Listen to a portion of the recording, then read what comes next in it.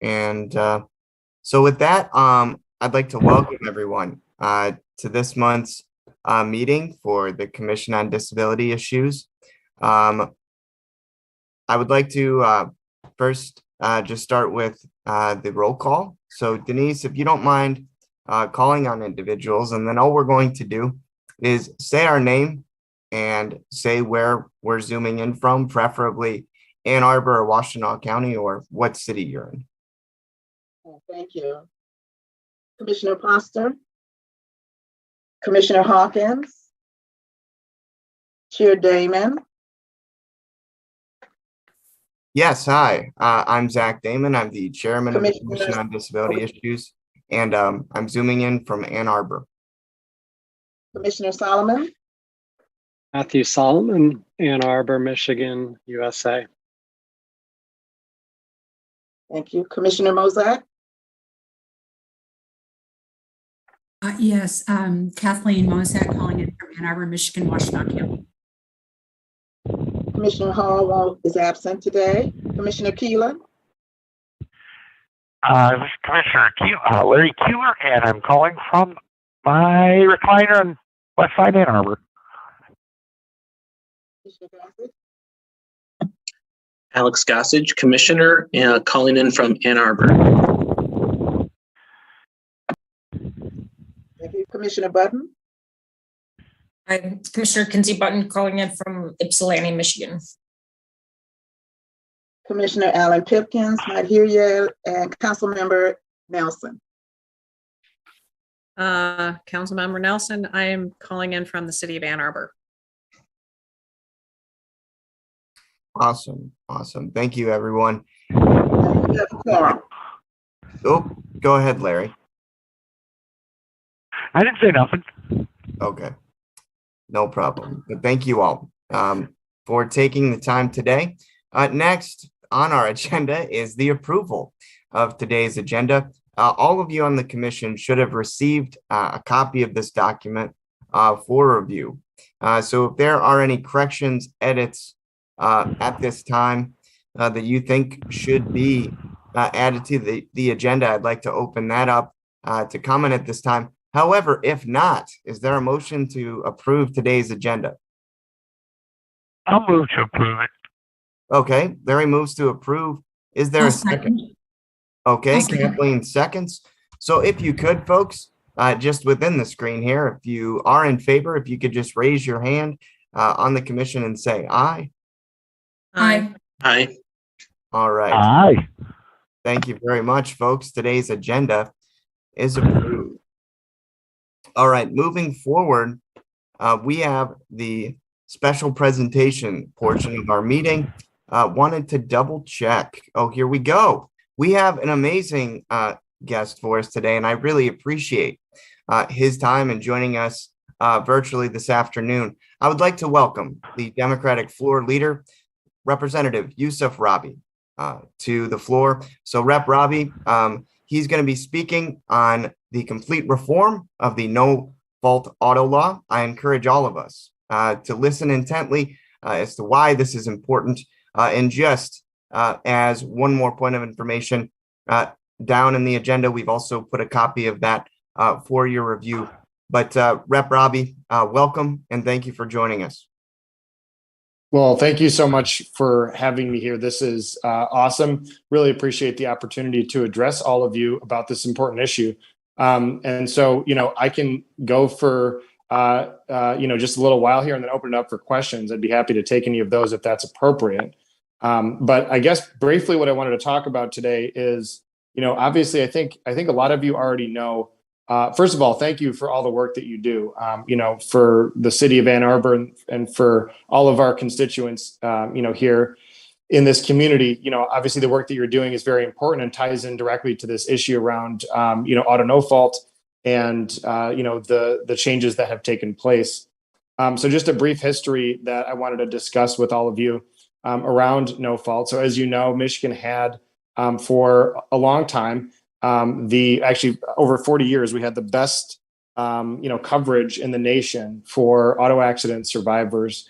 What it meant is, we had, as you know, unlimited coverage, meaning that anyone that was in an auto accident, regardless of who was the at-fault driver, that individual was taken care of. All of their, medical needs, immediate acute needs were taken care of. All of their, rehabilitation and, post-acute care needs were covered, whether they had, severe spinal cord or brain injuries. There were rehabilitation services, and Michigan had one of the premier networks of rehabilitation providers in the entire country as a result of the system that we had created here. In addition, the coverage extended to home health care and ensuring that all individuals that had survived a catastrophic accident were covered with up to 24 hours, 7 days a week of care, because as you all know, many individuals who have suffered a traumatic brain or spinal cord injury require that level of, attention to be able to, survive, frankly. And so many times family members would be providing this service. And of course, if a family member has to quit their job, and is no longer able to have a career because they have to, focus on the care of their loved one, the system was designed to ensure that that individual was, compensated for the care that they were providing.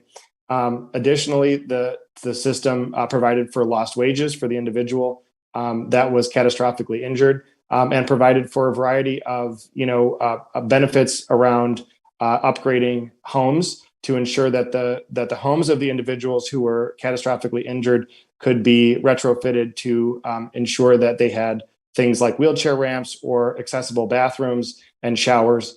And so these were all services that the system used to provide to all Michiganders. And we paid for it using basically what was known as the Michigan Catastrophic Claims Association fee. There was an assessment that was placed on all of our insurance, auto insurance. And there's a lot of talk about how expensive auto insurance was. And indeed, auto insurance was expensive in the state of Michigan for a very long time, and still is.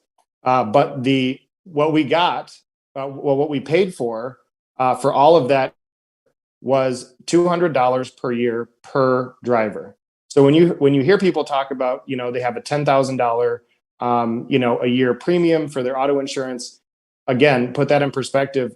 Only $200 of that is what was needed to cover this, universal care, basically for all catastrophic, survivors.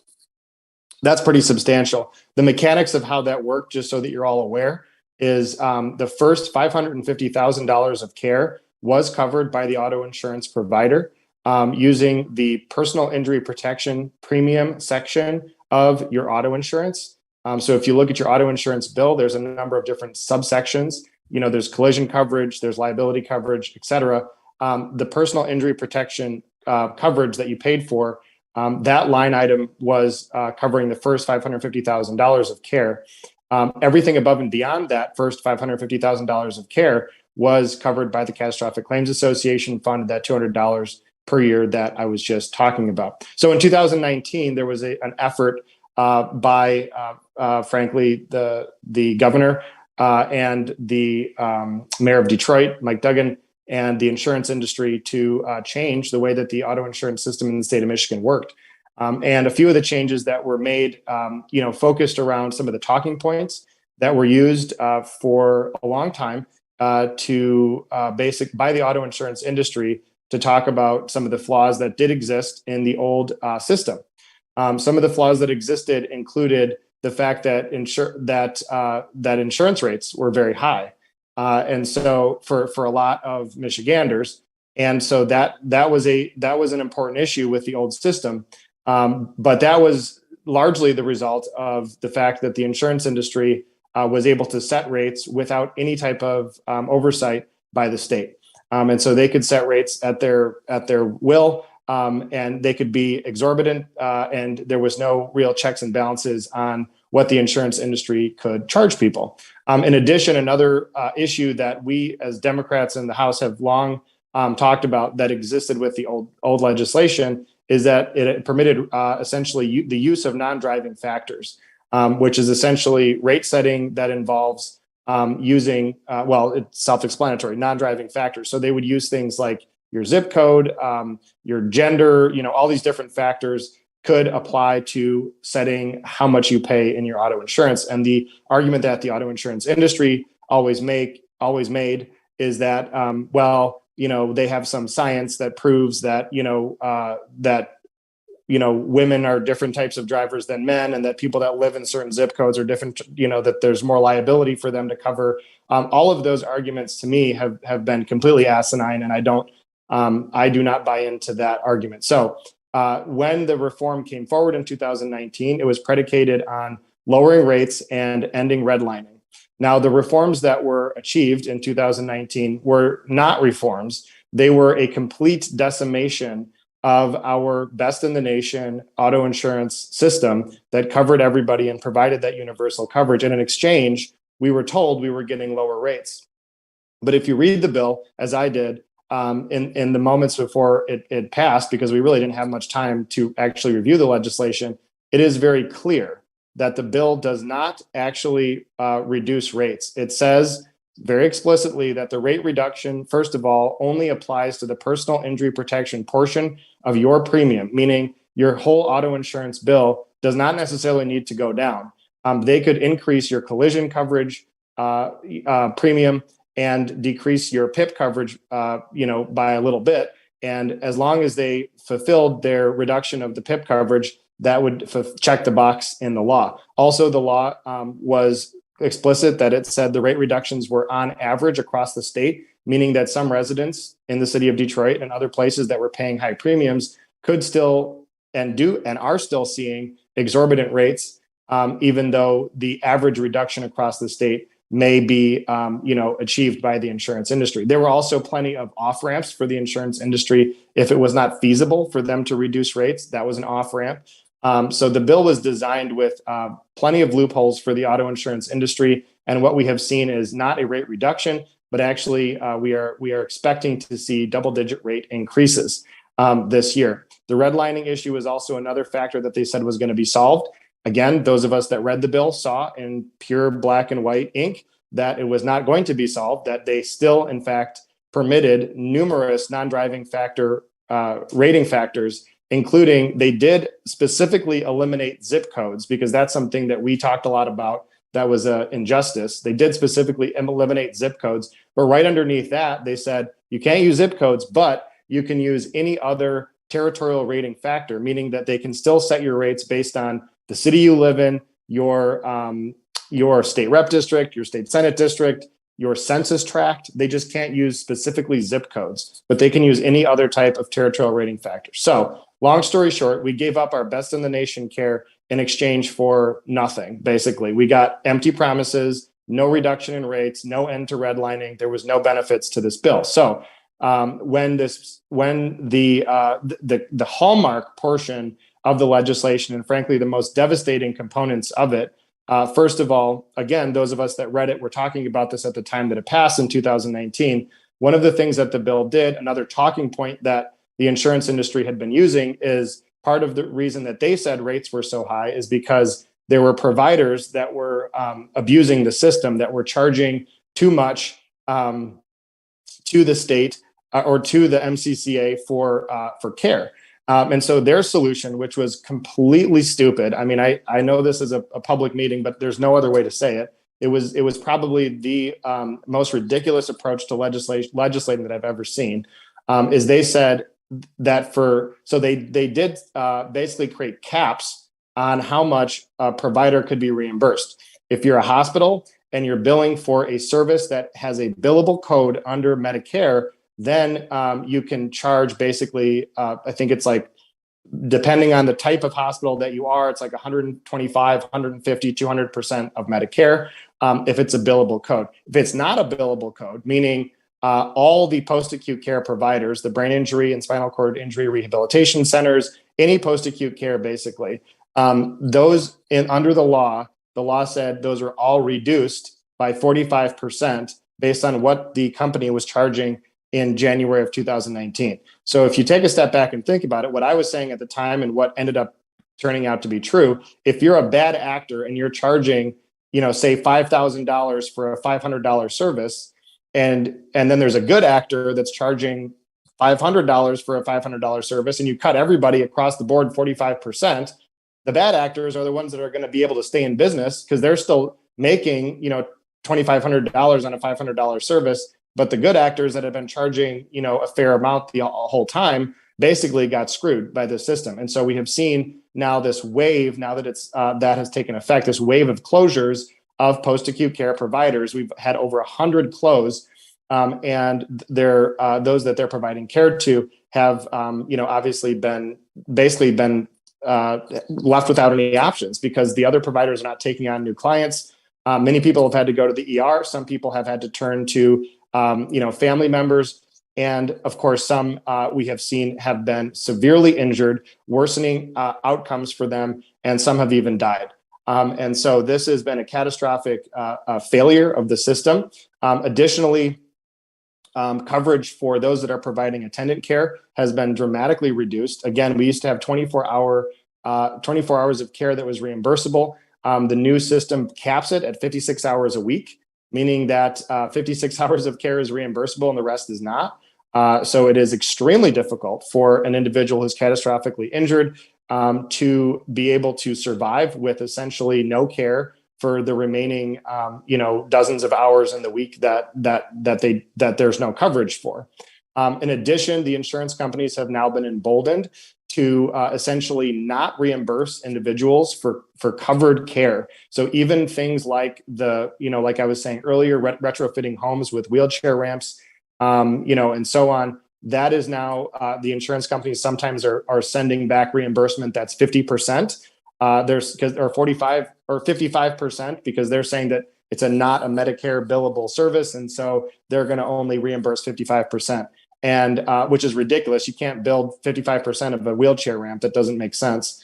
But that's what they're claiming that they can do. And in some cases, they're just flat out denying the entire claim because they know that a lot of individuals that have catastrophic injuries do not have the financial capacity to be able to actually go in and fight the insurance companies to get paid. So as of now, the insurance industry has basically in complete control of the situation. They are, making it very difficult for people to receive the care that they need. And we are in dire circumstances right now with the current situation that we're in. So I have introduced a piece of legislation to fully repeal the 2019 changes to our auto insurance law. That bill has been introduced now. I had several co-sponsors that did co-sign it. The bill is a clean and full repeal of the 2019 law. Again, because as I said earlier, we got we lost our best in the nation coverage in exchange for empty promises and things that did not materialize. And those of us that read the bill knew that they wouldn't, but here we are now 2-3 years later, and we see that they're not going anywhere. So my bill is a full repeal, gets us back to the old system where we actually covered everybody in the state and made sure that those that were catastrophically injured were not left literally in the cold to die. And so that's what I came here to talk about today. And I think I've been droning on for a little too long, so I'm going to turn it back over. And if there are questions, I'm happy to answer those. Thank you so much, Rep. Robbie, for that wonderful explanation, very detailed. And of course, the points you hammered home are definitely paramount.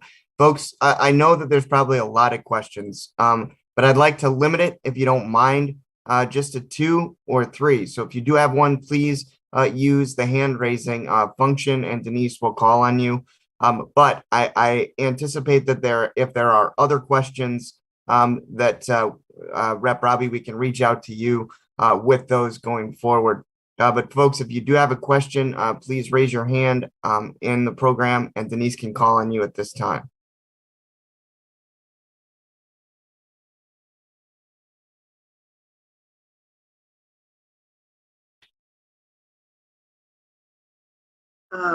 Commissioner Mossack. Thank you very much. And thank you for being here, Representative Robbie.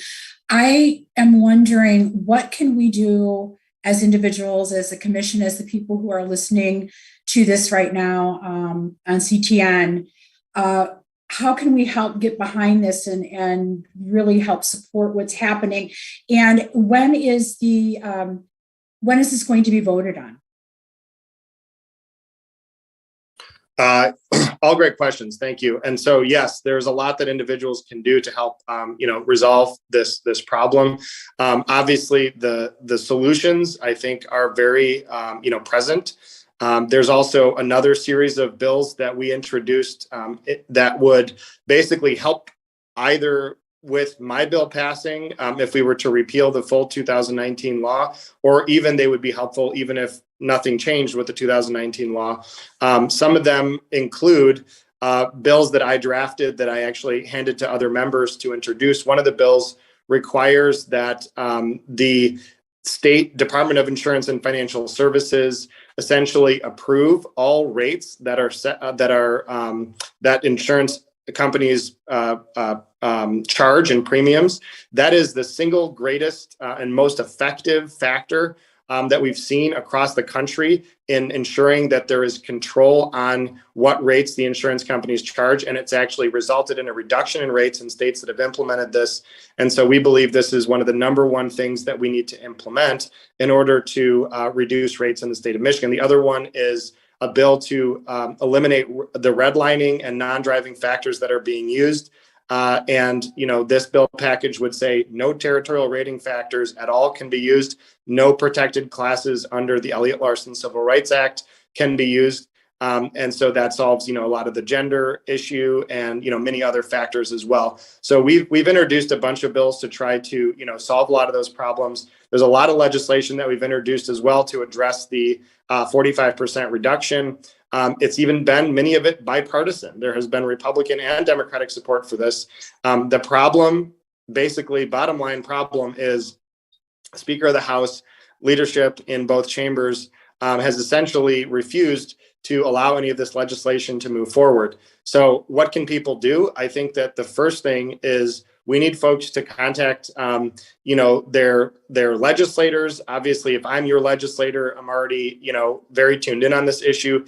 But what I always encourage people in my district to do is you probably have friends, you probably have family members that live in other parts of the state. I encourage you to call them, to talk to them about this problem. And frankly, again, this is an issue that crosses the political spectrum. This is not a partisan issue.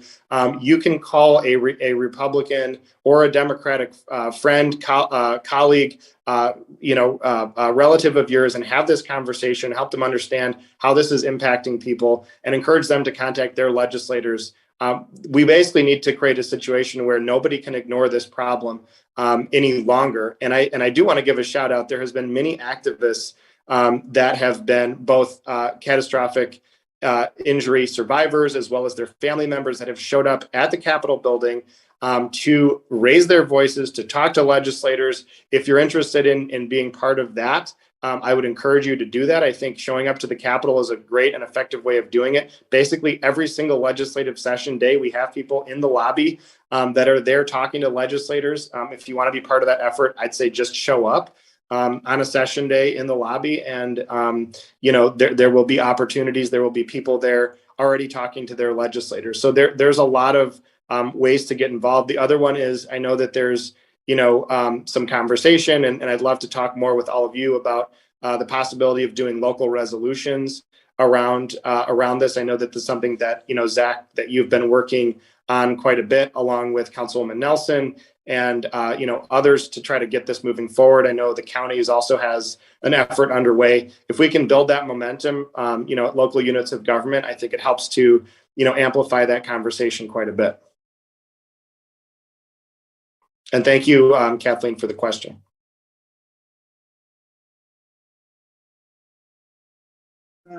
Commissioner Gossage. Thank you for being here today, Representative Robbie. Do you happen to have the numbers for those companion bills you mentioned that were related to the striking down the redlining and those things? I don't have them off the top of my head, but I can get them to you before the end of this call. That would be fantastic. Thank you.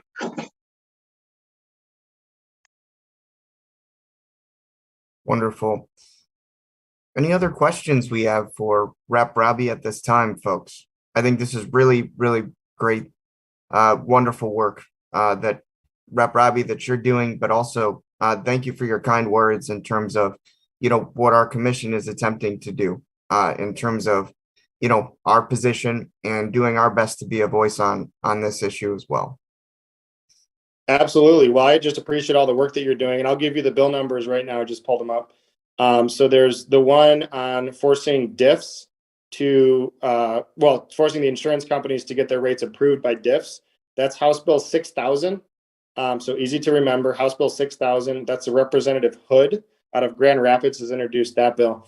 And then the one on the redlining is House Bill 6005. That's Representative Jones that introduced that one. And there are several other bills in that package of bills. And I sponsored a couple of them. And those two bills that I did mention, again, I drafted them, but I did give them to other members to introduce. And I think they're fantastic bills. But yeah, those are the bill numbers on those. Thank you. Thank you so much. I really appreciate your time, Rep. Robbie, because I know how busy you are and, the good fight that you're fighting. And, I individually definitely appreciate your efforts. And, I'm fairly certain the rest of the commission does as well. Well, I really appreciate you for inviting me to be.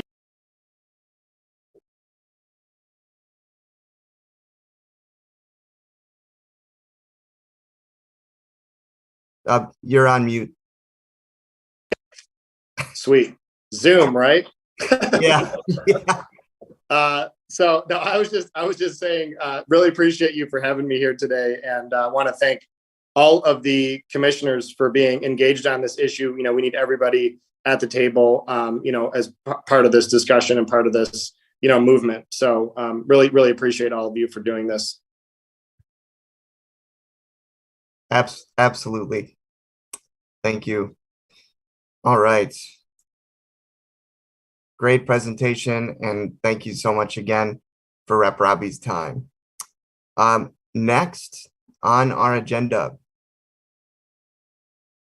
I just want to make sure I'm not muted here. Okay, I'm not. There we go. Next on our agenda, we have Thea Yargerlander of the Office of Sustainability and Innovations and Sustainable Energy Utility. So Thea, thank you so much for joining us. And of course, so close, to Earth Day. So what a pleasure to have you. And thank you very much. Welcome. Thanks so much for having me. I do have some slides prepared. Would it be possible to have screen sharing enabled? I'm going to make you a co-host and then you can, okay.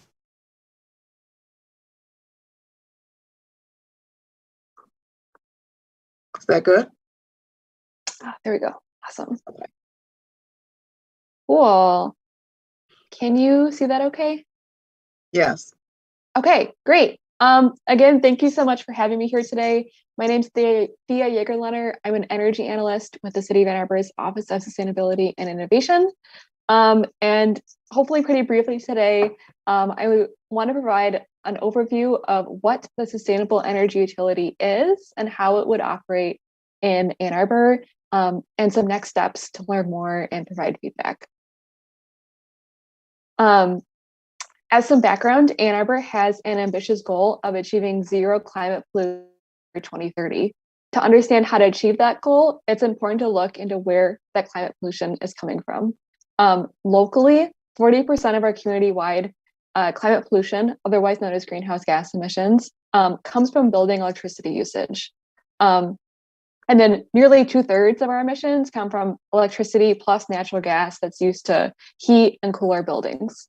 So given this reality, we know that solutions to reducing local climate pollution necessitate finding pathways to both clean our electricity grid and support the transition away from the use of fossil gas, which we use, again, for heating and cooling, and switching that to clean electricity. So we know that we need to provide renewable energy to address these emissions. I also want to show you where we're starting from. So this is our current fuel mix locally from DTE. And I included in here local solar. So recently we've seen a groundswell and adoption of solar through our group-wide program, Solarize. And just to put this in context, in Ann Arbor, that's still less than 0.5% of total electricity use. And so Today, I'm going to talk about a way that we can unlock a much higher adoption of local, clean, and renewable energy. So this chart shows the low and high estimated solar impact, solar capacity unlocked by the sustainable energy utility.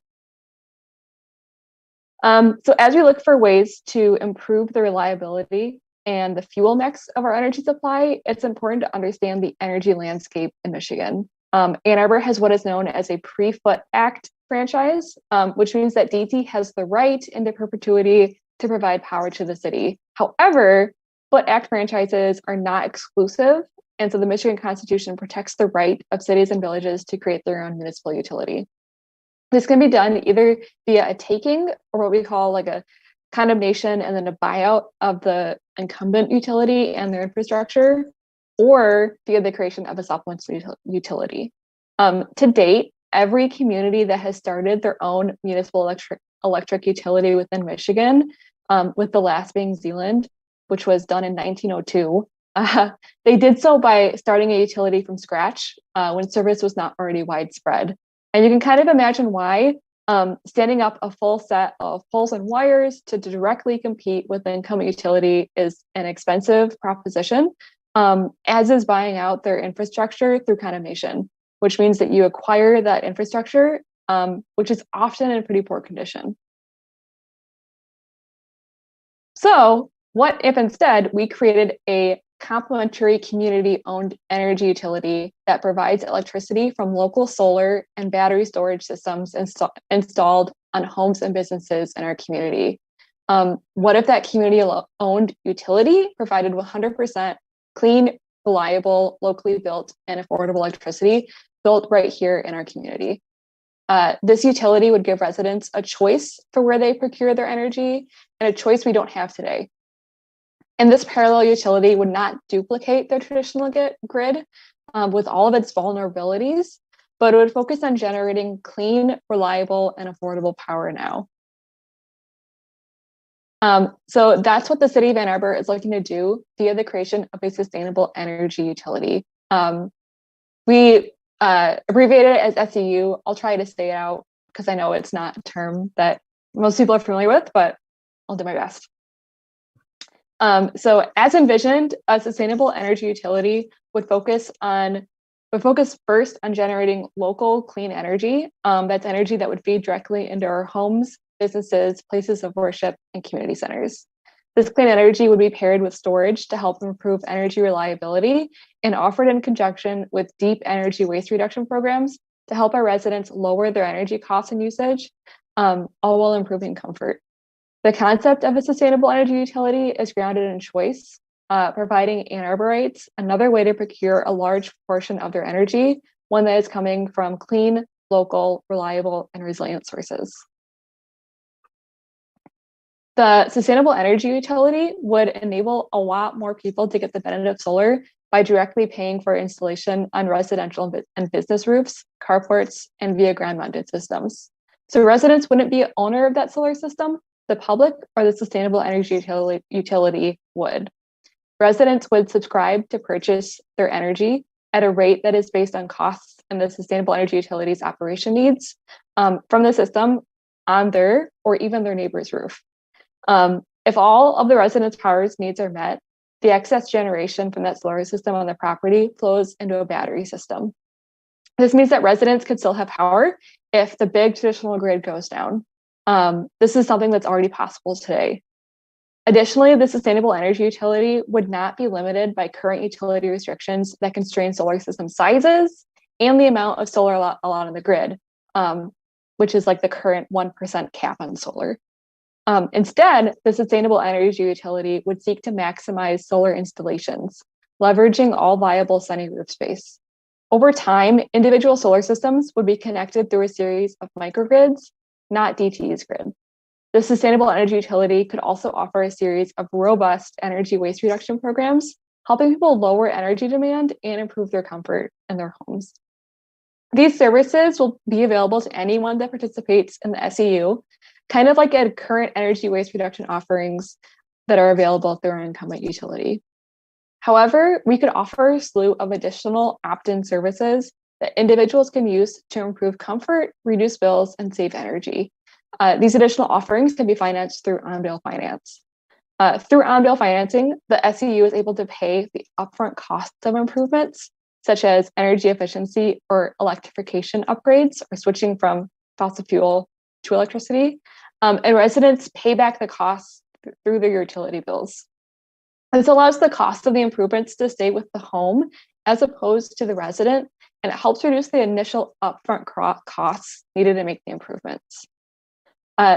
This makes these types of improvements much more accessible to residents, especially low-income individuals and renters, individuals historically omitted from these utility programs.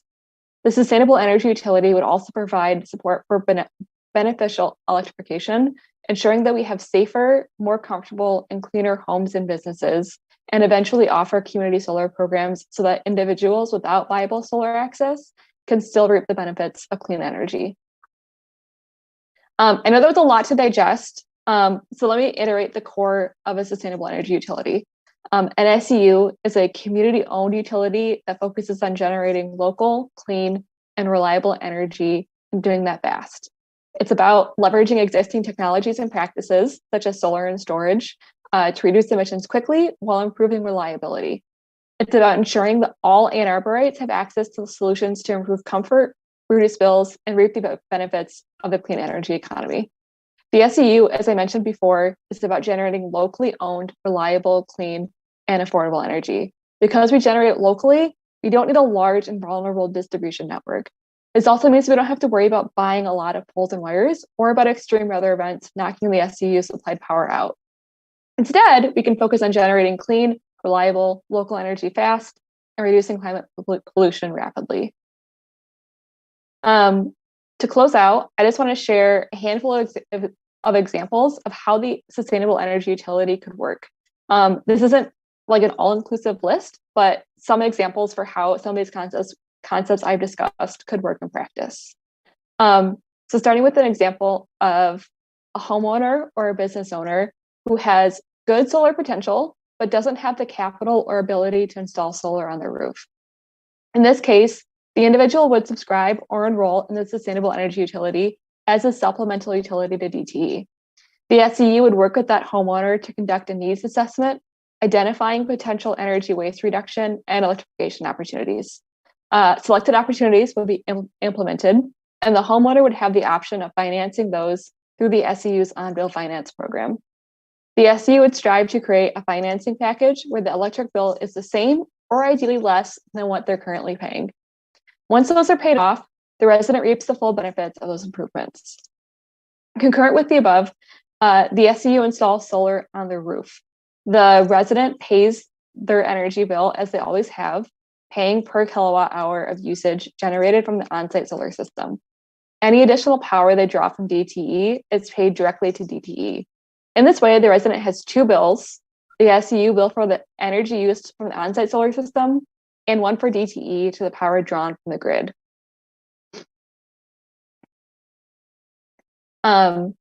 Another example is a resident or a business that's interested in energy waste reduction and beneficial electrification options, but they can't install solar, maybe because they have some great trees that's blocking really good solar access to the roof.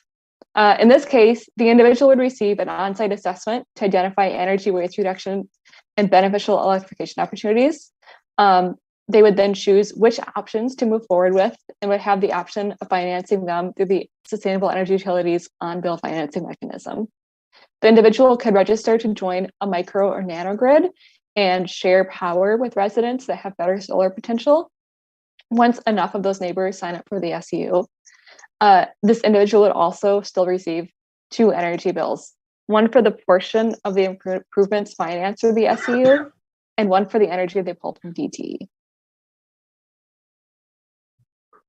And then a third example is a resident that already has solar on their home or business. In this case, they would take advantage of all of the energy waste reduction and beneficial electrification support offered through the SEU and leverage on-bill financing to pay for those improvements. This resident could enroll for an SEU battery if they don't currently have one. They can also enroll in the Sustainable Energy Utility and sell their excess power to the SEU so it can be distributed to their neighbors. So kind of like, if I go back one slide, oh no, kind of like the inverse of this scenario, or on the other side of it, share it with their neighbors. And then the rates for being sold to the SEU still need to be determined, but an intent is to get as close as possible to net metering. In this way, this resident is helping provide power to the SEU and to their neighbors. Okay. And then a fourth example is a multifamily rental. So we know that over half of housing units in Ann Arbor are rentals. So I think that's always important to address. In this case, the SEU would work closely with landlords and property owners, and then also tenants, to customize solutions to meet individual needs. Rental units are eligible for all of the sustainable energy utility offerings. So that's the energy waste reduction, solar and storage installation, beneficial electrification, and then eventually being tied to a local microgrid. The cities work on green leases paired with the on-bill financing tools offered to the sustainable energy utility can help ensure the cost of the improvements stay with the building and allow the cost of improvements to be spread over longer periods of time, offering the opportunity for immediate health, safety, and comfort improvements at reasonable costs. The last example I'll run through is community solar. In some cases, individuals might not have access to on-site renewable energy generation. Maybe they're near a common area, such as a parking lot, a school rooftop, parks, or other shared spaces. There, offsite solar would be installed, and then individuals can subscribe to take a portion of this energy to help power their homes, their life, their business. In this way, anyone in the community can participate in the SEU, even if they don't own their own home or don't have viable solar potential on site. Individuals that subscribe to the community solar offering pay per kilowatt hour of usage directly to the SEU, and then they pay DTE for any power they use from that utilities grid. These are just a few examples of how the proposed SEU could work. If you'd like to learn more, we have a website, a2gov.org/A2SEU. And then if you're interested in seeing the city move forward with an SEU, I really want to encourage you to register your interest by taking a very short 5-question survey. You can access that at the second bullet point. That's also available at the a2gov.org/A2SEU site. And then if you have any additional questions, you can go ahead and send those to sustainability@a2gov.org. So thank you so much for letting me share a bit about the proposed Ann Arbor Sustainable Energy Utility, a clean, reliable, locally built, and affordable way to power our community. And I will stop sharing. Thea, thank you so much. That was very, very in-depth, and I think, wonderful. I think sustainability is key, folks, in how we're living as a great community and as a city. And I think we can be innovators and an example. So thank you very much. I want to limit it to like 1 or 2 questions at the moment for Thea, if she doesn't mind. Do we have any questions for her right now? Commissioner Mozak? Thank you. I have 2 quick questions. My first question is, would it be possible for us to get a copy of your slide presentation? And then my second question is, how do local government buildings, local schools, and the Ann Arbor Housing Commission figure into this plan? Because it sees to me that that's sort of a built-in starting point, but I didn't hear you mention any of those. Yeah, some of those are currently under discussion of where and how they could fit into the SEU. I agree that they are kind of some of the more like institutions in Ann Arbor that are these like groups of buildings might make a lot of sense. So that's something we're currently already, having conversations about. And I'm happy to follow up once we learn more.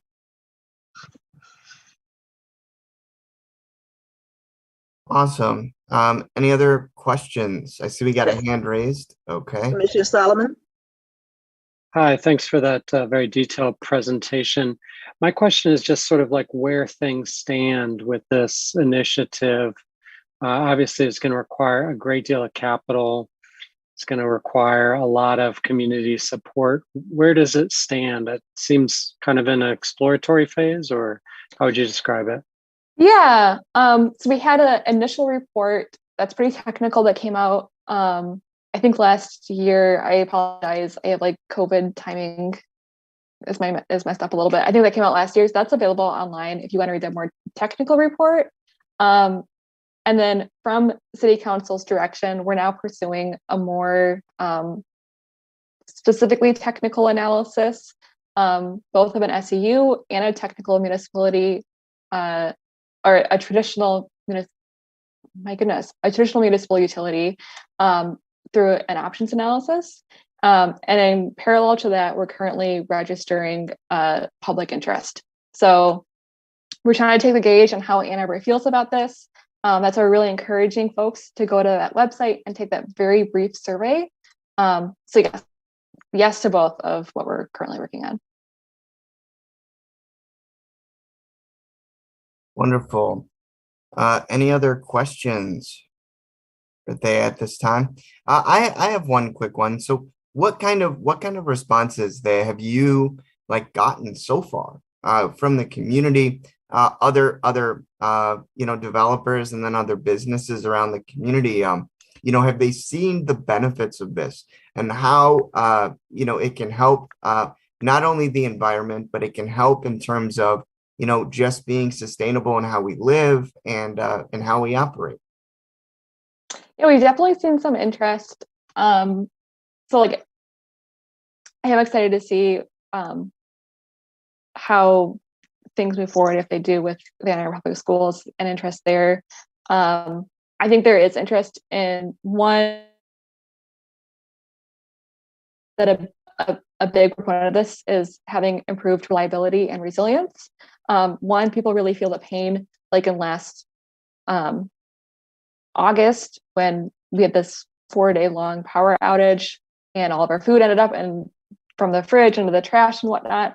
So we know there was a lot of pain felt there. We know that there's a lot of pain even just day to day in power reliability. So that's just like knowing on a typical day that your power is going to stay on. So based off of those two factors, we've seen a lot of interest. And then we're trying to like capture that specific interest and any additional questions, concerns, or comments in the survey that we're currently running. So I'm really excited to hear what we learn from that. Awesome. Well, thank you again for all the work that you and your office of sustainability are doing. At this point, are there any other last questions? And Thea, by the way, yes, if you don't mind, if you could send us that presentation, I think that would be great for others to view. And hopefully that's not too much trouble, but thank you so much for your time. We appreciate it. You're muted. Oh, I apologize. I'm happy to share that over. I was checking that it wasn't already on the agenda. So definitely. okay. Thank you. All right. Moving on. Let's see. Oh, it actually is on the agenda. I see here, folks. Okay. So let's see. All right. Moving on now. Oops.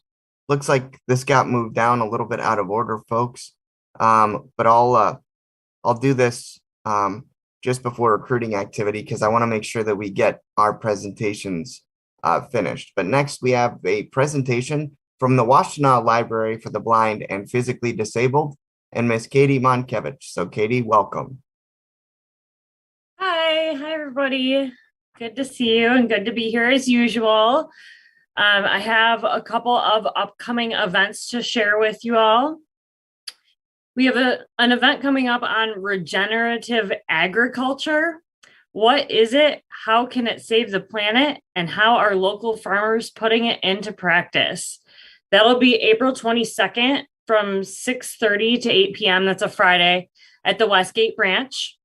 5 area farmers are coming together to discuss how they practice regenerative agriculture and why doing so is important to them and to the planet.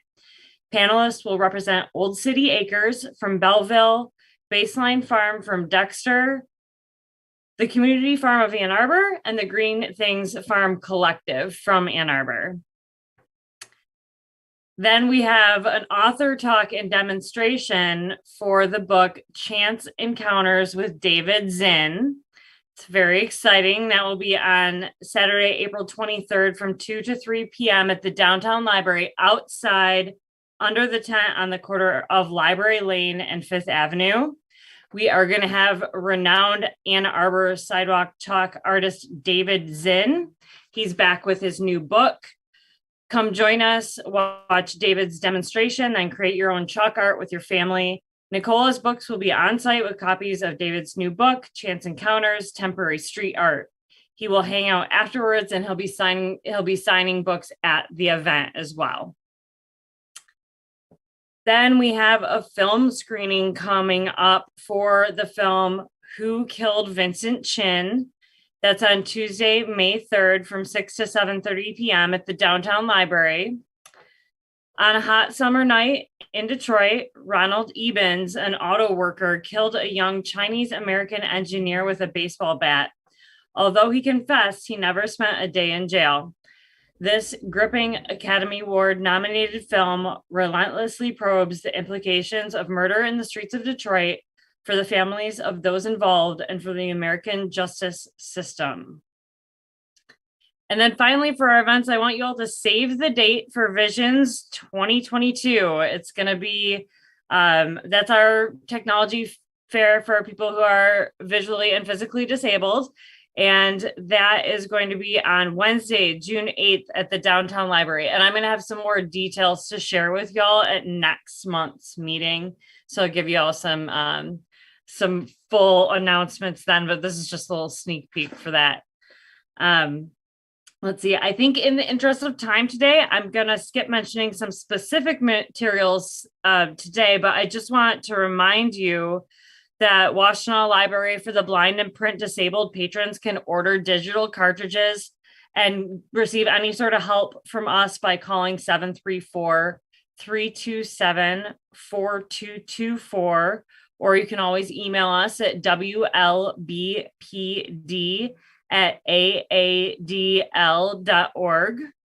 And to sign up for the Braille and audio reading service, Bard, to download your own books and choose from tens of thousands of titles, visit nlsbard.loc.gov or call us and we can assist you with the application. Does anybody have any questions for me before I go today? Well, awesome stuff. And David Zinn, what an exciting book. He's an Ann Arbor treasure. Wonderful job. So very exciting about that.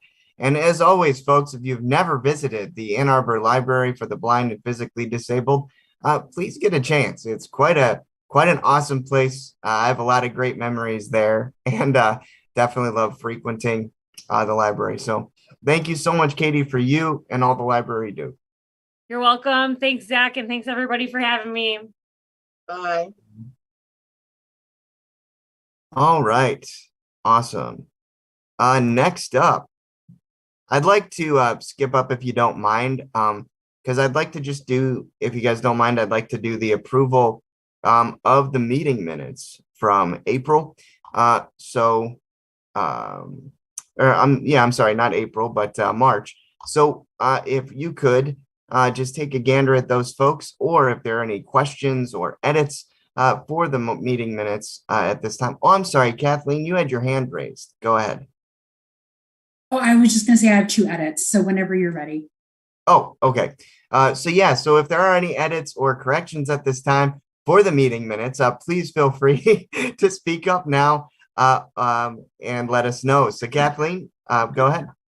Sorry about that. I got a little excited.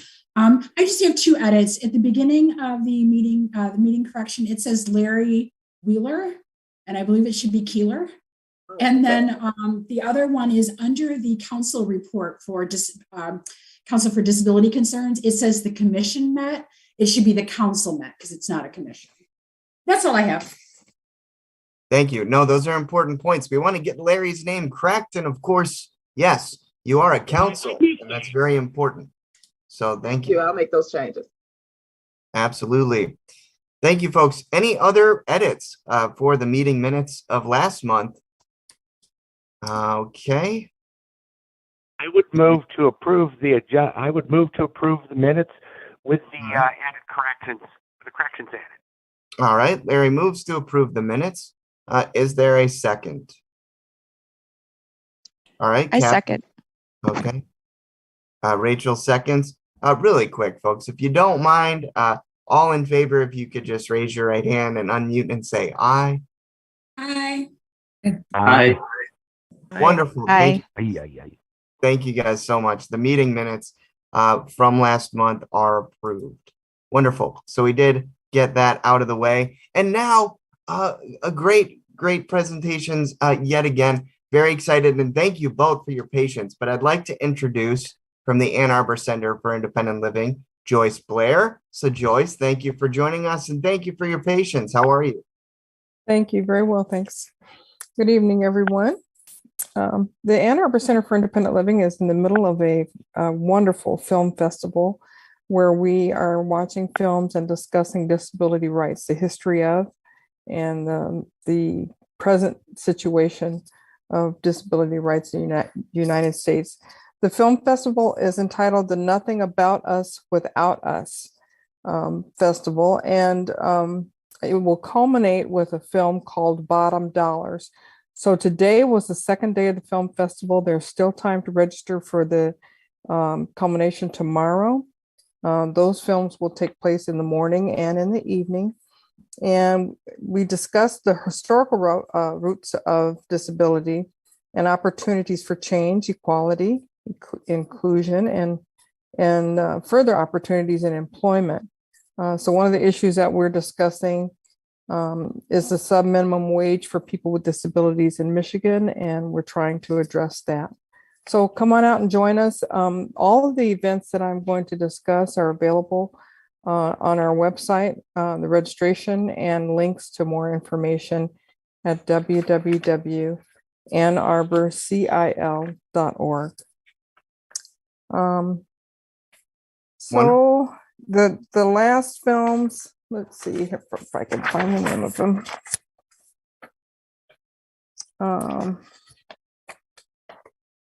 Tomorrow is presentation Disability and the Media from 1 to 4.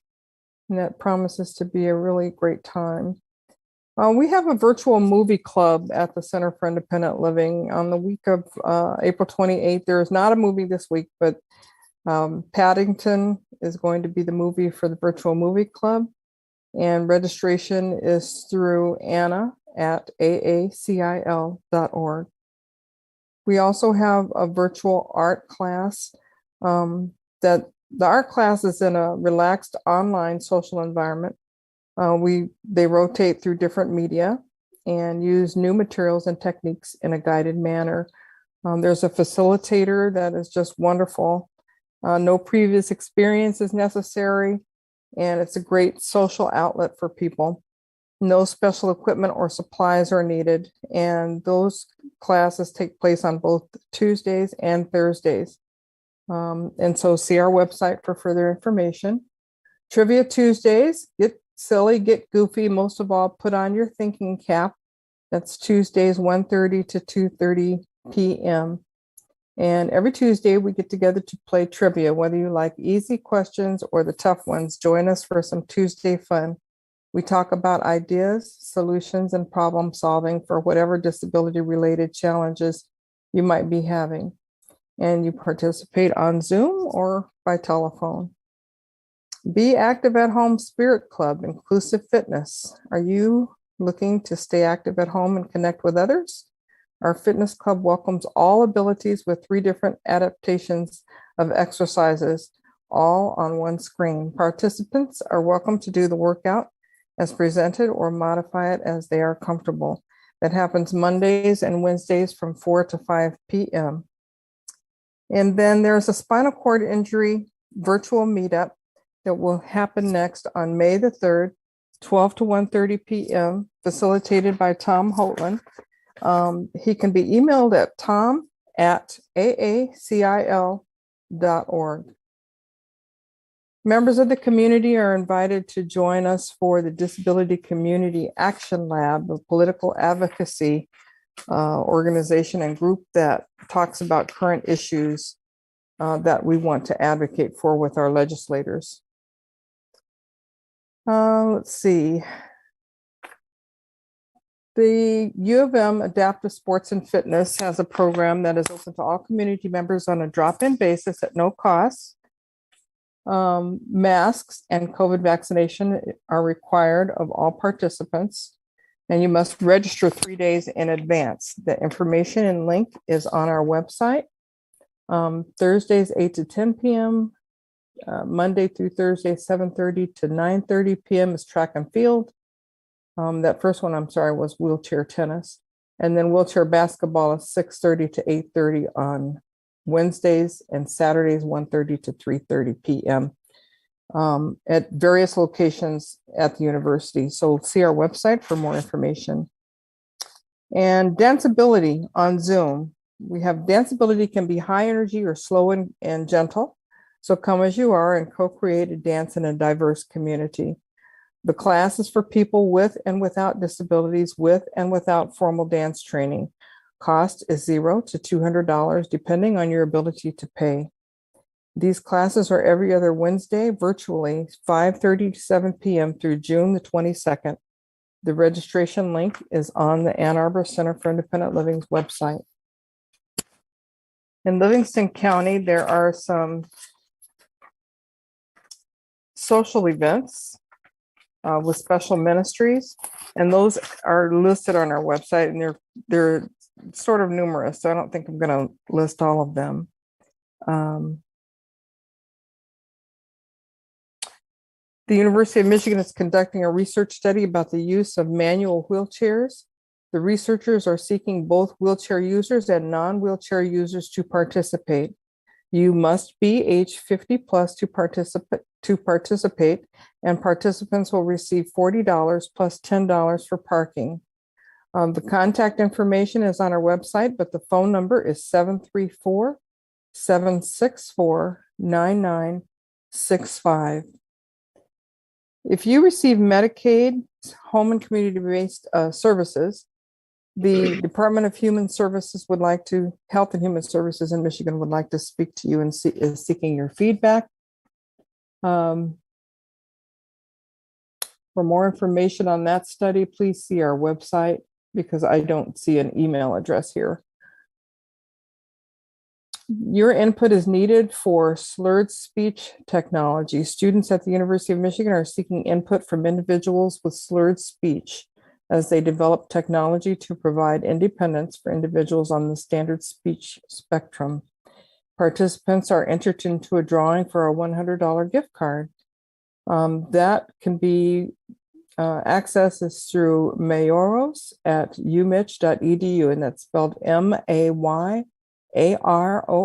at umich.edu. Vision disabilities and beauty products. Researchers at the University of Michigan are investigating issues related to beauty product descriptions and vision disabilities. If you have a vision disability and use beauty products, you can sign up for this study. It's the address, the email address is klphilli@umich.edu. There are several other studies here. One is spinal cord injury and pregnancy. The Ann Arbor Center for Independent Living has an MS support group that meets on Mondays from 7 to 8:30. The link is on our website, or you can call Jody at 734-663-0785.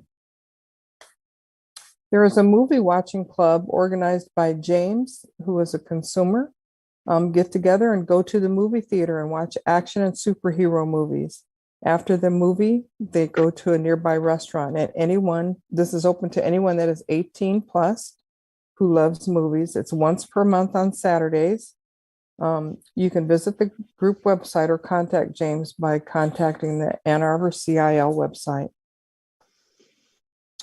The Center for Independent Living would like to advise everyone that if you have an older phone or another device that may be losing its data service soon, devices using a 3G network, including mine, technology will no longer get service starting March through December of 2022.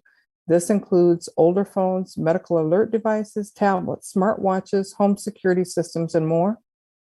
AT&T, Verizon, and other carriers will notify subscribers if your 3G service will be ending, but some users may not get notified. So if you are unsure of your device and you need more information, please contact us. And the best way to contact the Center for Independent Living is info@aacil.org. The Autism Meetup Group, peer group for adults ages 18 and over with autism, in collaboration with the Developmental Disabilities Council of Michigan and the Ann Arbor CIL, meets online the first Tuesday of every month, 6 to 8 p.m. For further information, please email Izzy at ibullock@aacil.org. And finally, if you're interested in visiting our Facebook page, we have a Facebook page and a Twitter page, and you're welcome to join us on those pages. Our building remains closed to the public. We'll be making announcements for future events coming soon. Thank you. Does anyone have any questions for me? Thank you so much, Joyce. You're welcome. And I wanted to ask too, our fellow commissioner and the executive director of the Ann Arbor Center for Independent Living, Alex Gossage, did you have any additional points of information? I do not. Joyce was incredibly thorough tonight. Thank you. Absolutely. Legislative Day, Alex? You know what? I can send something out to the group about that later. Okay. Thank you, though. Yep. Thank you so much. And just wanted to say thank you so much to both of you and for everything that the Ann Arbor Center for Independent Living does. They indeed are a home away from home for people with disabilities in the community and across the city. So again, as they said, for more information on the Ann Arbor Center for Independent Living, please visit their website at aacil.org. All right, wonderful. Next, we have the Partners and Access Committee, Partners and Access and Community Engagement Committee reports with Alex Gossage and Rachel Hawkins. Hi, good evening, everybody. I will be super quick. Not as eventful of a month as we've had more recently, with some great meetings we've had with Councilwoman Nelson and our bill related to the audible pedestrian signals, as well as some other meetings that we've been able to have. But Larry and I did meet, and one of the things that we had discussed, and I think Zach will talk a little bit more about it in his report out, was we both agreed that we thought it would be a good idea for the commission to take part at the Visions Conference that the library will be holding. So I'll let Zach talk a little bit more about that. And that's all we have to report this month. All right, and but before I do that in the chair report, I'd also like to give it over to Rachel Hawkins. Thank you. So I just wanted to add in regards to Ann Arbor Inclusive. So their next new show is premiering on this Friday, April 22nd at 4:30 p.m. on CTN. And it's with the founder of We Can't Wait, discussing the auto no-fault reform. So if you're interested in this discussion about the auto no-fault reform, that would be something probably of interest to you. The March show is also up on YouTube as well, and that focuses on the multidisciplinary collaborative course at University of Detroit Mercy, which pairs engineering students and nursing students with clients who have physical disabilities to build a medically safe device to improve their quality of life. So that is also up there now. Thank you. Awesome. Thank you. And thank you to everyone with community engagement in Ann Arbor Inclusive, doing a great job. The Community Television Network of Ann Arbor, Linda Evans, and of course, Tom Hoatland, the host. Great job there. Thank you so much, Rachel. Next, we have recruiting activity with Mr. Larry Keeler. Yeah, we have another application that Denise sent me that I'm going to review and probably chase down this week and see what's going on with that. And I'm also very interested in the upcoming possible vendor visions thing, because I think we can use that as a great recruiting activity. And I'm looking forward to see what the commission has to say about that. And I'm also willing to work that, being a recruiting person. So that's it. All right, wonderful. And thank you both, Larry, and of course, Councilwoman Nelson, for your help in reviewing those and making sure that we are getting good applications and qualified applicants on the commission. And Larry, I completely agree. I think Visions will be a nice event for getting our mission out there, and hopefully getting some other good people to sit on the commission and join us. Absolutely. Next, we have the Transportation Commission update. Now, of course, Commissioner Hull could not join us, but the minutes are on the agenda there. And so if there are any points of information for that, just let us know. But we're going ahead and move forward because he could not join us this evening. Next, we have the U of M Council for Disability Concerns meeting update with Kathleen. Hello, everyone. I'll keep this short. We did meet April 12th on Tuesday at noon via Zoom, and I believe in our packet it was from March. I have sent the corrected minutes for April to Denise so that she can get them out to everyone. Our next meeting is Tuesday, May 10th at noon. At our meeting, we had a lot of great discussions on current and emerging issues that exist in the disability community at the University of Michigan. From our brainstorm session, we had several emerging topics for future CFDC meetings, including reviewing the ADA baseline training available to various campus units. We also talked about updates on the Disability Community Center. We also brainstormed updates on a formalized academic program on disability culture and studies, and also updates on the digital accessibility policy and standard practice guide. Again, that was all brainstorming. There were no decisions or anything made. We also discussed the lack of formal mentorship programs for disabled students and faculty and staff at the university. So they've created a form to begin collecting a list of mentors for students, faculty, and staff. And if people are interested in being a mentor, they can fill out a membership form, which will be attached to the meeting minutes that you should be receiving in your inbox. Other than that, that's everything that I have. Thank you very much. Thank you, Kathleen, and thank you to the University of Michigan Council for Disability Concerns for all the great work that you're doing as well. Thank you very much. Next, we have the city personnel report with Denise. Excuse me, Commissioner Solomon had his hand up. Oh, I'm so sorry. Go ahead, Commissioner Solomon. It's just a quick follow-up for Kathleen, which was just a sort of sense, does there seem to be energy, appetite for disability studies as a program more formalized? I know that it's had a huge response on some campuses, and I'm just curious, you kind of got your finger on the pulse. Do you get the sense that there's energy there or appetite for that? There is definitely a lot of buzz going on right now with regards to that. I do know that we were just pleased to have the, I can't remember her name, from the University of Toledo was with us last month, and they already have a program in place. And so I do know that there is a lot of discussion, but I don't know what sort of traction is being made on that. But I'm hoping that that discussion will continue and will only grow. It's definitely needed. And I think that the University of Michigan would be an excellent place to have that sort of initiative.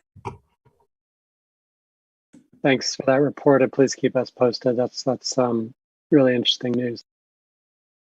Absolutely. Thank you very much. All right. Next, we have the city personnel report with Denise. Good afternoon.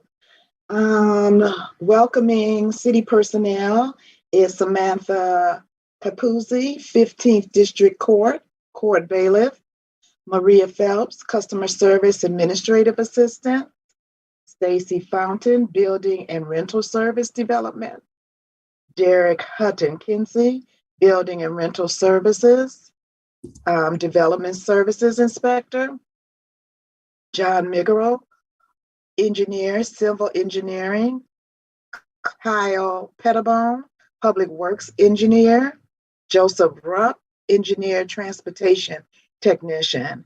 Retirement farewell goes to Alan Bruck, Fire Service Logistics Officer, Daniel Campbell, Fire Service Driver, Operator, John Kimberly, Public Works Technician, David Monroe, Police Detective, and Kelly Stark, Public Service Administration Administrative Assistant.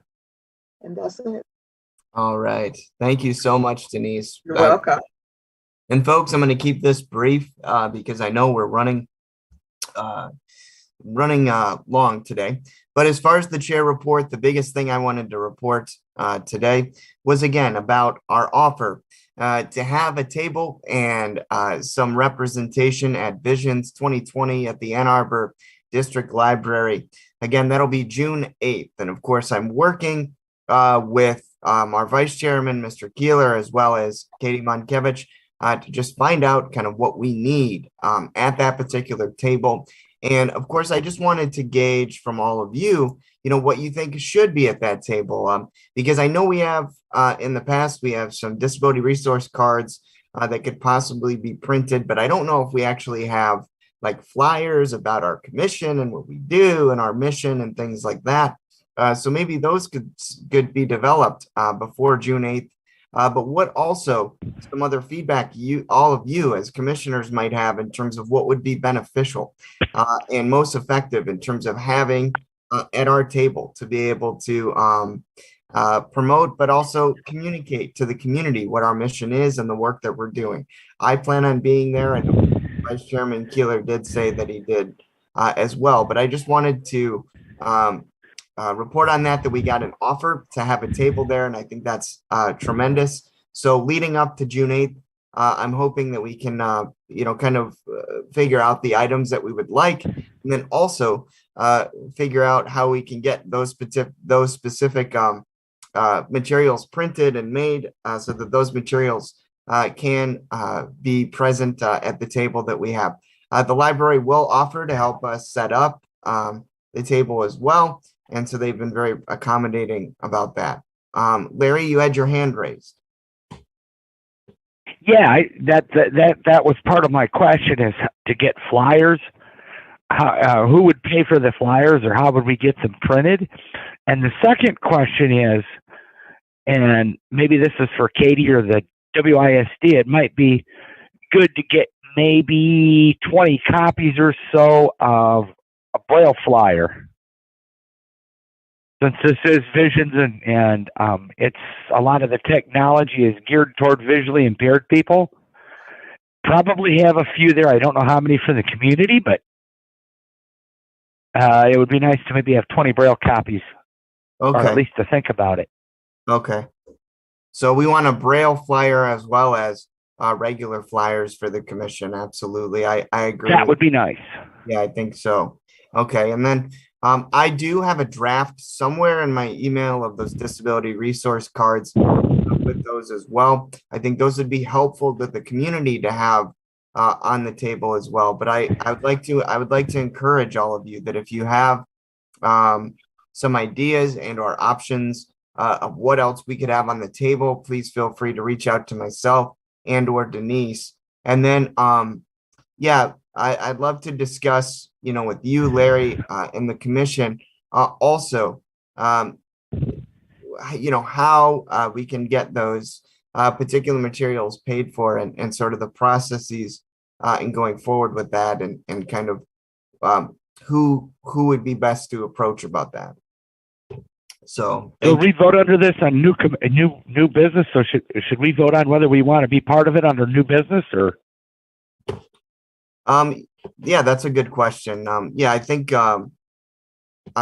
we should vote under new business, Larry.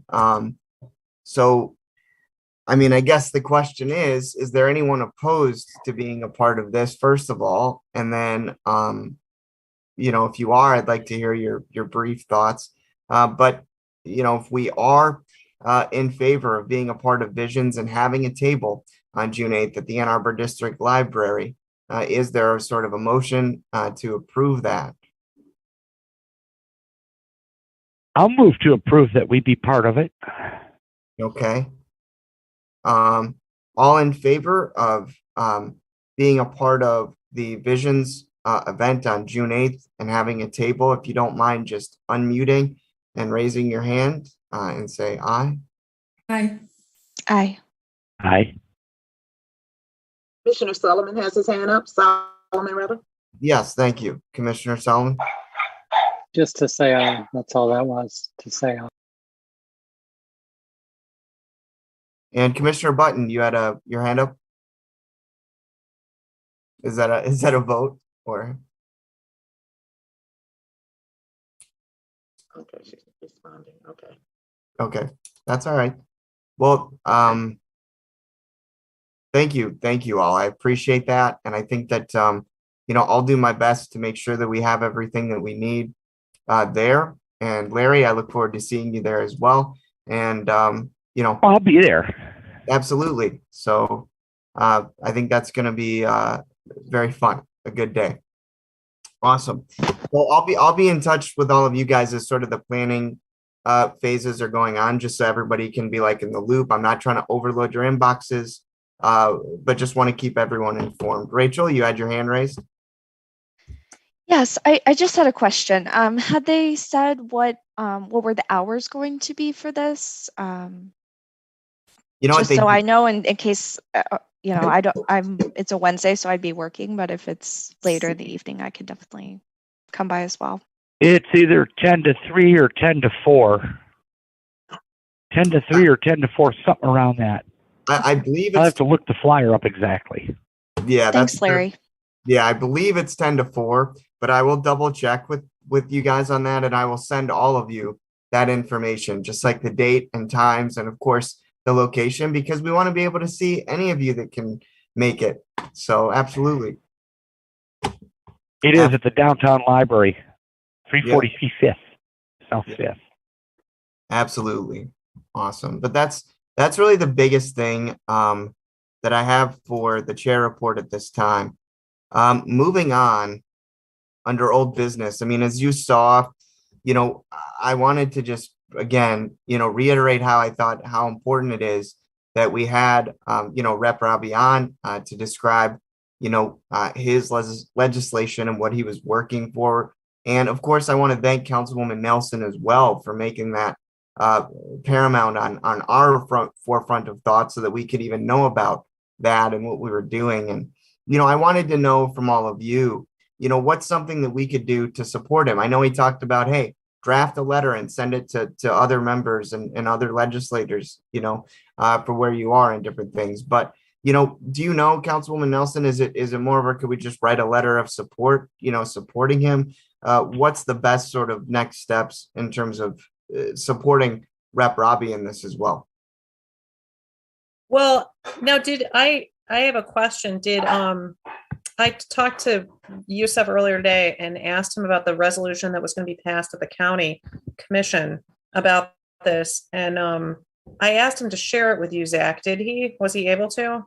Okay. Because we could pass something.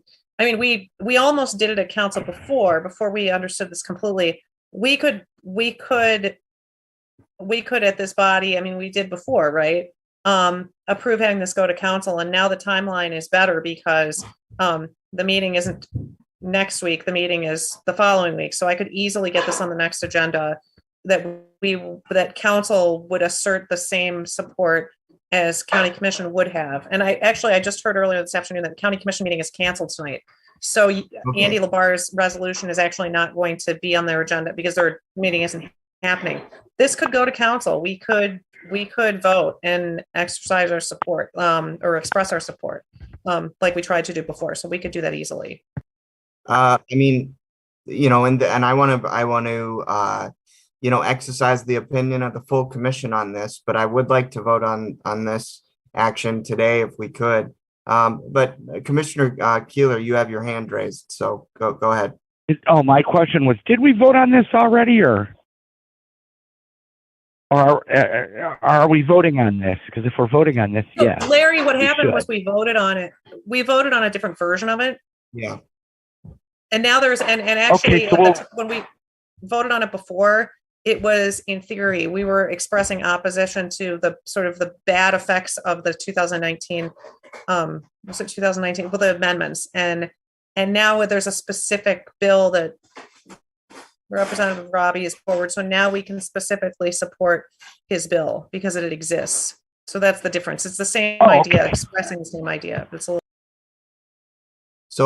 So hopefully, Commission, I want to be completely transparent and forthcoming. I mean, all of you have had an opportunity to hear Rep. Robbie and his case for supporting this. So I want to give all of you, just an opportunity.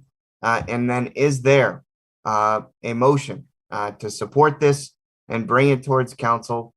Because I believe that this is very, very important. And obviously there are even residents who have been distressed because of this. And so I think, for us to show our support to city council on this particular issue, it is important. So if there isn't any opposition, we have a question. Commissioner Mozak. Oh, actually, you were asking if there was a motion, and I was just going to say I would like to start the motion to what you just said. Sure, no problem. I'm sorry. I tend to use too many words. So is there a motion to bring this to city council? Kathleen, there is a motion. So is there a second?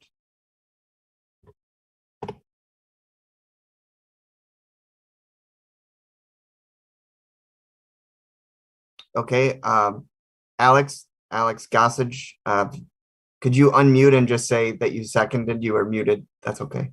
Sorry, thought I did. I second. Thank you.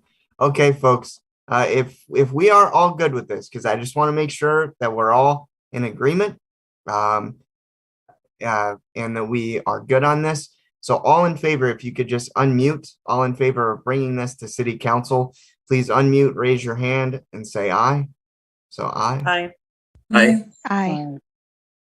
All right. Wonderful. Well, thank you very much. And of course, again. Hold on. I abstain. I'll be on the record that I abstain. You didn't call for that, so. What's that, Larry? I said I abstain. Okay. I wanted that on the record that I abstained. If you pass, if the vote passed, that's fine. But I wanted it on record that I abstained. Okay. Is there a reason you're abstaining? Don't have to give one. I don't, but I don't. I know there's a lot of other issues going on with it too, so I have to do more research to abstain. But I just wanted on record that it wasn't a unanimous vote. Well, I appreciate you pointing that out, and I appreciate you exercising the political process. Thank you very much. So, Sure. Thank you very much, Councilwoman Nelson, for your support on this. Please keep us posted in this process and how it goes forward. All right. Excuse me, Chair Damon. Yes. When we voted on visions, I have the motion passed by Commissioner Keeler. I didn't hear a second. Who seconded that, please? Yeah, that was Commissioner Gossage. Okay, thank you. Yep. All right. And then one final point here. I wanted to just make the commission aware, and hopefully all of you approve of this, but I was given an opportunity with in working with Detroit Disability Power. They were actually sending a letter in support of the COVID plan going forward to basically make sure that people with disabilities had good access to vaccines going forward, make sure that they had access to continued support of the pandemic as different variants are unfortunately becoming prevalent. And the commission was approached, on a very tight timeline to sort of be a part of this letter that was being sent to the governor and other higher ups in terms of just making sure that the disability population was informed and making sure that we had access to adequate vaccines and boosters going forward. You are more than welcome to review this letter for review, but I wanted it to be on record that we were asked to do this. And I felt, as a commissioner myself, that this was something that was very important. I think that boosters and vaccines are essential to our health and our safety. And I think that, it's tough when you're faced with a very short timeline of things to be able to kind of get, a general opinion. But I did my best to look at this legislation, but also look at what they were sending in terms of the letter and judge whether I thought it was something that the commission could get behind. And I just wanted all of you to be aware that we did sign on in support of this because they were asking our support in a very short amount of time. And because it involved individuals and getting boosters and making sure that that people with disabilities had access to boosters and vaccines going forward, to making sure that our population was not left behind, I felt that that was essential. But I do have that for review for all of you to review. So if there is any dispute or if there are any objections, please feel free to mention that. But I just wanted to make it aware because, again, I was not given much of a timeline for that. It was basically like they sent it out and then I had to respond. So I appreciate all of you being understanding, and I'm doing my best to always keep you informed as best I can in terms of when these things are coming forward. But for some reason, sometimes when I am approached with these, it's just a very short time window in which they want us to respond. And then sending it to the commission to get like a yes or a full response or being able to present it fully to all of you here at meetings just takes a good amount of time. And so I'm trying to figure out when I am presented with these last minute moves, if you will, or these last minute decisions, I'm trying to figure out to all of you what the best method is to being able to keep all of you informed, but then also get an informed decision so that I can move forward. So go ahead, Matthew, you have a question? Yeah, it's more of a question, can't you just simply say to them, this is the basis upon which these meetings are scheduled. This must be put on the agenda, proposed as an item of business, subject to a vote. So no, I cannot turn this around in 3 days or 7 days or 14 days, whatever they're asking. Why can't you simply respond in that way? And then we can follow due process, just like every other issue in this, commission. That's a great question. And I can definitely highly consider that. But typically, from my experience, just as of late, it's just been really difficult. If I were to say, hey, I need more time to decide, they would already send it out and we wouldn't have time to be a part of it. So it's just a tough time window, but I just want all of you to know that I'm doing my best to make sure that we're all informed, that I'm doing my best to make sure that we're also continuing to do things together as a commission. But Matthew, I will take into consideration what you've said because your feedback is always very important. And I'm hoping that in the future, I can, have the ability to do that. So thank you. So I want to reframe it. It's more that we are not an afterthought. We are not something that should be at the 11th hour really as an afterthought. We need to be part of this process. It's part of what some of us on the committee have advocated for, a stronger ADA coordinator within the city. Right. And if we continue to operate on this basis of jumping whenever somebody says jump, we are never going to get a full seat at this table. And I just think we ought to just say no. That's my feeling.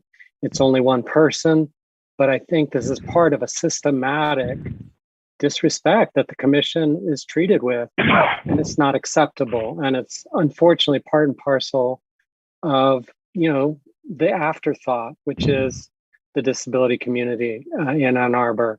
And I don't think we can prop up this glorious picture that Ann Arbor likes to portray of an inclusive community when we are expected at the last minute to sign off on these things without any kind of consideration, discussion, vote. It's just not fair. And I would be surprised to know if other entities in the city are treated in this way.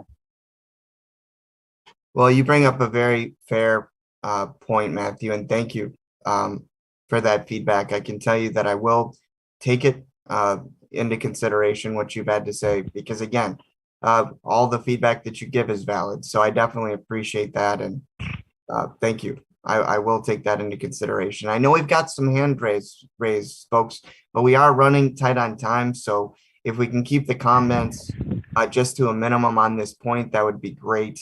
And then if there are additional comments, please feel free to shoot an email to Denise or myself. But Denise, if you just want to call on the commissioners that have raised their hands, and they can make a brief comment. Councilmember Nelson. I want to piggyback on Matthew's point, and it's a slightly different one.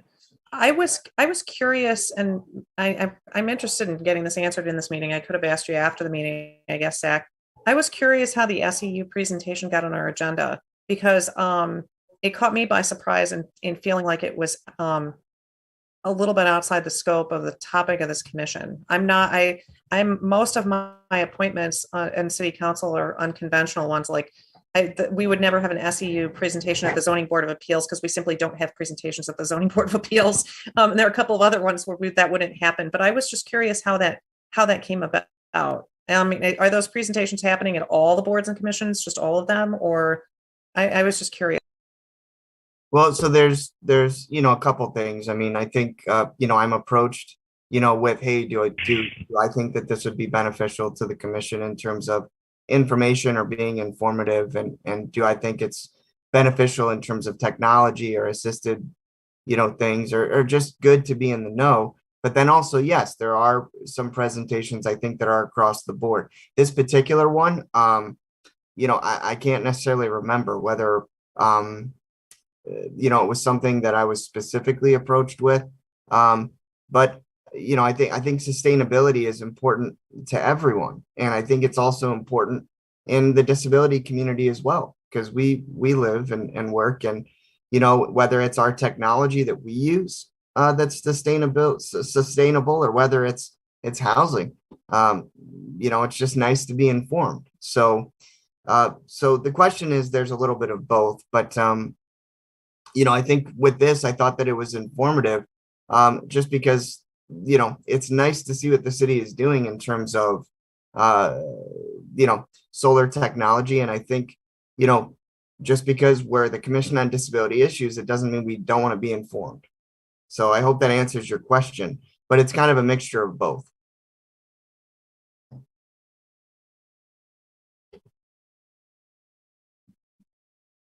Commissioner Hawkins.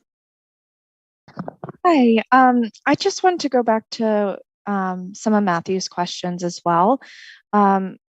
So because it needs to be done in a public meeting, is there any way that we could communicate by email when these more time sensitive things come up, to, have like an unofficial vote for people, if there are documents for us to review, we can review them by email and respond whether or not we're in agreement with it. I know that's not within public meetings, but I didn't know if there was a way we could do something for the time sensitive issues like that. But I do agree with Commissioner Solomon as well that it doesn't really solve the issue of kind of being an afterthought in terms of wanting approval without input. Well, no, and I thank you, Rachel. I agree with you. I mean, I definitely think, that's been attempted in the past with the commission to do an email consensus and get feedback. And from my experience, that just wasn't timely, in the past. So, I mean, we can try it again. But from my experience, it just was not timely in terms of the response in sort of attempting to inform everyone through email and then getting a response. So I can definitely make an effort again, to do that and see how that'll work. But again, I'll do my best. I don't believe that's, at least in the time that I've been on commission, I don't believe that's been done. So it's probably been about 3 or 4 years. So I figured I would ask because it's not something I had done in the time I've been here. Okay. Alex, do you have a question? I think I'll just echo with and agree with Rachel and Matthew, but largely I think there aren't going to be these issues when they do come up fast, and I recognize they come up fast. I mean, my name is on there as a signatory from the CIL. I don't think it hurts these initiatives if the commission's not going to be able to be part of them. In fact, I think the only way it's going to that's going to lend some credence to the commission itself, and then the causes that we're supporting, is when the whole commission is able to hear about these things in a forum and is able to also have these forums open to members of the community. So I think I recognize that a lot of this stuff, a lot of advocacy stuff, has very short timelines. They're not easy to turn around. And honestly, I don't think it hurts to just say, I'm sorry, we can't do that, or I'm sorry, we're going to have to do it this way. This is our process. So just something for us to all think about in the future. I really don't think we need to rush. Other people's, reasons to hurry are not ours. And we need to make sure that we're doing what's best for the commission in terms of representing folks with disabilities here in Ann Arbor. And I think the only way to do that is to deliberate. Absolutely. I completely agree. I will say, and in that process, it makes, I think the output of what we do all that more important, because it's, it's important, but it's also important. I agree with you to respect that process. So thank you, Alex. Other than that, folks. Commissioner Keeler, Commissioner Keeler has his hand up as well. Okay. I think that one. I think Zach also, we not so much where you're concerned, but I think I want these. I'm sorry, I can't hear you. If they want us to okay or back something, these other groups, they should give it to us in a timely fashion and know that it's supposed to work in a certain way. You're going to have to run it through instead of make a snap decision. And I agree, you're doing what you think you can, but I think it's the group's got to respect us too. These that and want us to support them, they got to respect us and know that we have a procedure that has to happen.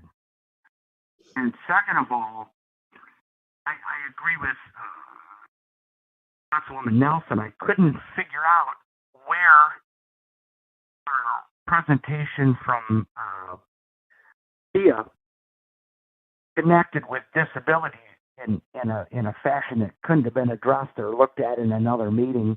And I kind of figured it took 25 minutes of our time that we could have been spent looking at actual issues that had to do with disability instead of just general.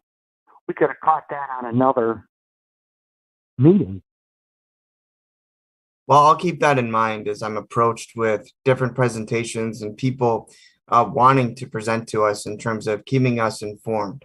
I think it's important to be well-rounded as a commission rather than just be tunnel visioned on just disability as a whole, because we are adults and individuals that do also live in a community. But I completely agree. It's important to, understand whether those presentations are informative or not. So thank you. Chair Damon. Not the issue of being formal or not. It's the fact that we actually do deal with disability and don't deal directly with energy concerns. I mean, we're concerned about energy. We want to know how it works, for example, but we don't. Whether we didn't have a plan for people with disabilities, for example, on how to save some of these energy classes. Right. No, I agree. And again, I'll do a better job of vetting those requests to make sure that our time is, better utilized.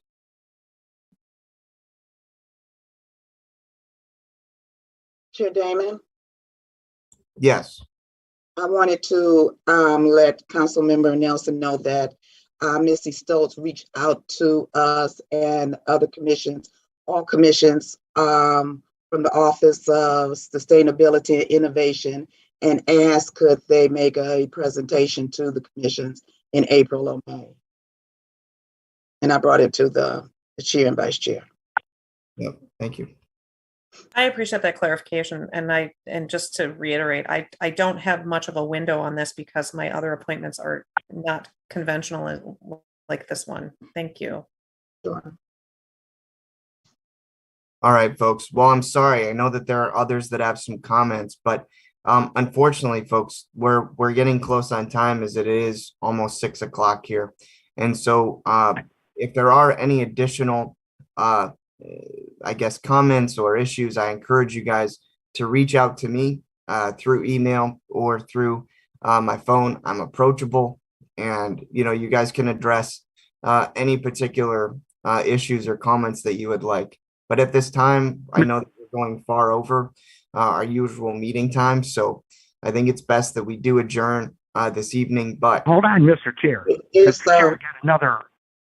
Yes. I've raised my hand. I've got another subject that I don't think we've addressed yet. And very quickly, we were going to address we may have to table. We may table that. We were going to address the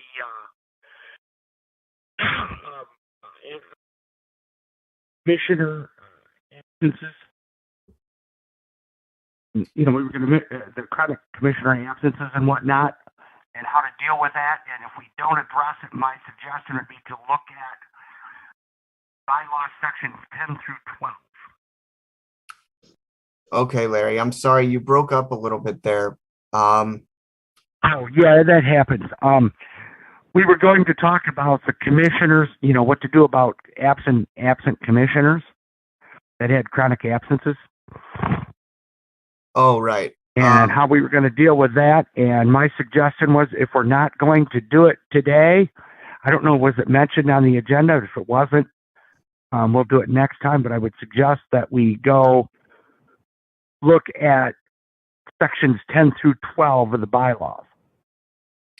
Got it. Well, I can make sure, Larry, that that's on the agenda for the next meeting because I think it is an important topic. We need to be able to make sure that we have, solid attendance, and of course, the most important thing, a quorum, if we want to be able to continue to, move forward with things that we really feel passionate about. If we don't have a quorum, we can't necessarily vote.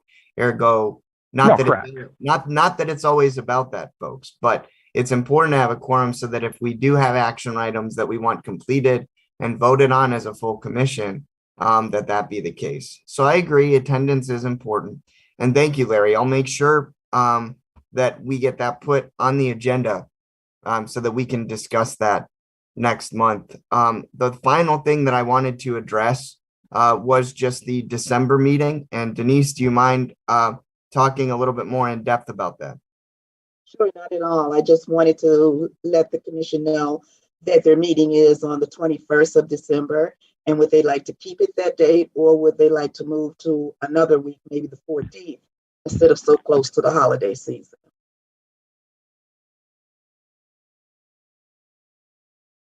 if you're satisfied with that, then we'll leave it as is. I'm okay with leaving it as is because I'll still be working up to the holidays, so I don't have any conflicts in terms of vacation or other things. Okay. All right. I mean, if that changes, we've got a little bit of time, but I wanted to make sure that, that was put forth and we had an opportunity to at least talk about that. At this time, again, I'm definitely not trying to rush things, but I know that we've just taken a lot of time today. So I just want to thank you all for your time. I think, we can adjourn for today. But again, if there are any other, questions, comments, concerns, things that you want to address, I encourage you, reach out to me. You guys have my information. You have my email, but you also have my cell phone. So do not hesitate to reach out to me, to give me a call, to let me know how things are going. If you can't make meetings, to just let me know or let any of us know. And let's just keep in touch with each other. I thank you all for your time. And Commissioner Solomon, you have a question. Do we need a motion to adjourn? I just want to make sure we're following the procedure. Yes. Yes. So is there a motion to adjourn the meeting today? Okay. Elizabeth, she motions. Is there a second to adjourn? I'll second. All right. Thank you, folks. Thank you. We are adjourned for today. And I appreciate everyone's time and I appreciate everyone's feedback. I do take notes. I do understand a lot of the feedback. So I do appreciate it. Thank you all for your time. And please, like I said, reach out, keep in touch. And if you have anything else going forward, please let me know. But thank you very much. And I wish you all safety and happiness. Thank you. Have a good night. Good night. Good night.